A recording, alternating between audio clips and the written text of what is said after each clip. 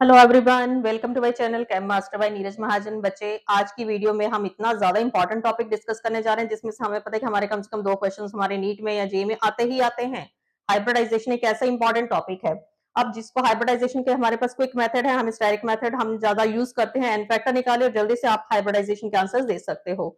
और अगर तक अभी तक आपने मेरी वीडियो को लाइक शेयर सब्सक्राइब नहीं करा है, उसको जरूर करिए। चलिए डिस्कस करते हैं हम हाइब्रिडाइजेशन के टॉपिक। इसके लिए सबसे पहले बच्चे, हाइब्रिडाइजेशन के लिए आपको सबसे इंपॉर्टेंट चीज क्या है? हमें ज्योमेट्री आनी चाहिए, हमें स्ट्रक्चर बनाने आनी चाहिए कि फटाफट कहां पर कोवेलेंट, कहां पर कोऑर्डिनेट, कैसे सिग्मा बॉन्ड आपने कैलकुलेट करें। तो ये चीज आपके लिए मस्ट है। तो सबसे पहला हमारा फर्स्ट क्वेश्चन है hybridisation of nitrogen in nitronium ion. चार ऑप्शन हमारे पास है, तो हमारा आंसर क्या रहेगा? एसपी। ये तो मतलब क्विकली हमारे माइंड में फटाफट आंसर आ जाना चाहिए। हमारी ज्योमेट्री जैसी माइंड में आती है उसी टाइम विद इन सेकंड में हम आंसर दे सकते हैं। अगर आप इसकी ज्योमेट्री हमें पता है, इसमें नंबर ऑफ सिग्मा बॉन्ड्स आपके 2 आते हैं, तो एन फैक्टर आपका 2 आ गया। Hybridisation of nitrogen in NO2 negative ion, तो हमारा इसमें से हमारा ऑप्शन क्या आएगा? sp2। हमारे इसमें सिग्मा बॉन्ड 2 आते हैं और एक लोन पेयर होता है। Hybridisation of sulphur in SF4, अगर इसकी आप ज्योमेट्री ड्रा करते हो तो इसमें से नंबर ऑफ सिग्मा बॉन्ड्स 4 है, लोन पेयर 1 आता है, तो एन फैक्टर आपका 5 हो गया।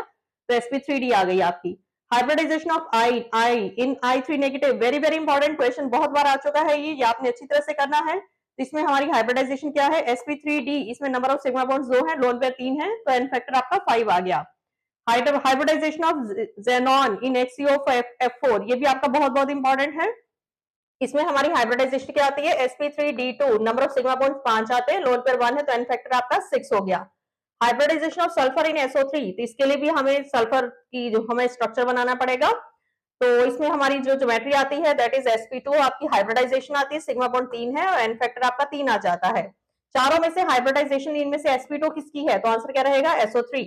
Hybridisation of B in BH4 negative, ये क्वेश्चन भी काफी बार आ गया। इसके लिए भी हमारी जो हाइब्रिडाइजेशन है वो sp3 आएगी, बिकॉज इसमें नंबर ऑफ सिग्मा बॉन्ड्स 4 है और एन फैक्टर हमारा 4 आता है।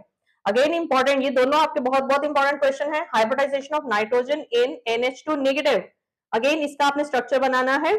नाइट्रोजन के ऊपर लोन पेयर भी होते हैं।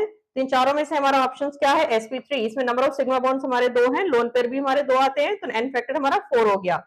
Hybridisation of Cl in ClO3 negative, ये क्वेश्चन काफी बार रिपीट हो गया। इसमें हमारी जो हाइब्रिडाइजेशन है दैट इज sp3 आएगी, नंबर ऑफ सिग्मा बॉन्ड्स 3 है, लोन पेयर हमारा 1 है, तो एन फैक्टर आपका 4 है।